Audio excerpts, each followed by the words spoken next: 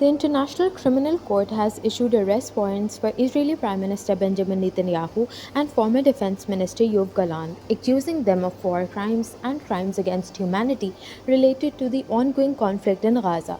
The court claims there is sufficient evidence linking both officials to actions that deprived Gaza's civilian population of essential resources. These actions are seen as violations of international law, with the warrants covering the period from October 2023 to May 2024. The ICC has also issued a warrant for Hamas's military chief, Mohammad Daif, in connection with crimes related to the deadly October 7th attack on Israel, which killed over 1,200 Israelis. The arrest warrants have sparked strong reactions. Netanyahu dismissed the ICC's decision, calling it anti Semitic and likening it to the infamous Dreyfus affair of the 19th century. His office has vowed that Israel will not yield to the pressure, standing firm on the defense of its citizens. Meanwhile, Israel's far-right leaders, including National Security Minister Itamar Ben-Gvir, have criticized the ICC as biased and unjust. On the other hand, Hamas has welcomed the warrants, calling them an important step towards justice. The group also urged the ICC to hold all Israeli leaders accountable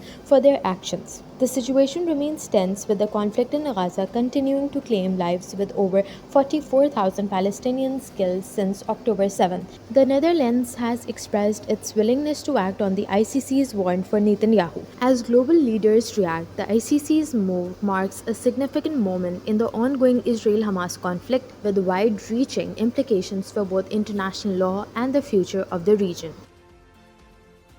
Russia fired an intercontinental ballistic missile at the city of Dnipro on Thursday, marking the first military use of such a weapon. Ukraine's Air Force confirmed the launch, which experts say was designed to deliver long-range nuclear strikes. The missile was reportedly fired from Astrakhan, over 700 kilometers away, though it's unclear if it was nuclear-armed. Ukrainian President Volodymyr Zelensky stated that the missile exhibited all the characteristics of an ICBM, which are primarily intended for nuclear deterrence. This attack follows Ukraine's firing of Western missiles into Russian territory earlier this week, raising tensions further. Russia's missile strike targeted key infrastructure in Dnipro, causing fires and injuring at least 2 people. The missile used is believed to be an RS-26 Rubis, a solid-fuel ICBM with a range of 5,800 kilometers.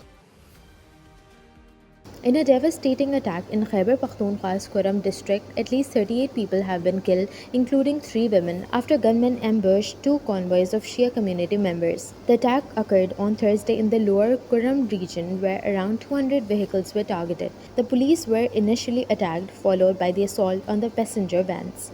The incident has sparked outrage, with officials including Interior Minister Mohsen Naqvi and Prime Minister Shehbaz Sharif condemning the violence and pledging support for the victims. Authorities are investigating the attack, which may be linked to sectarian tensions or tribal disputes in the region.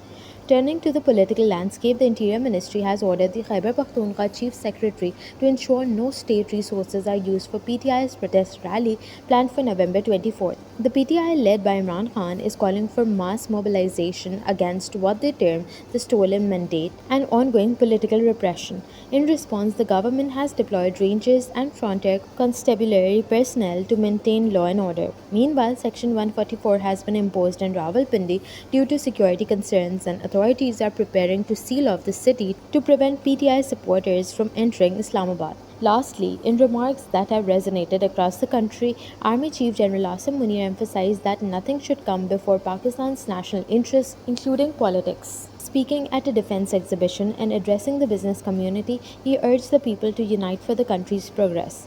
Munir also addressed economic concerns, expressing confidence in Pakistan's stable future despite previous fears of default.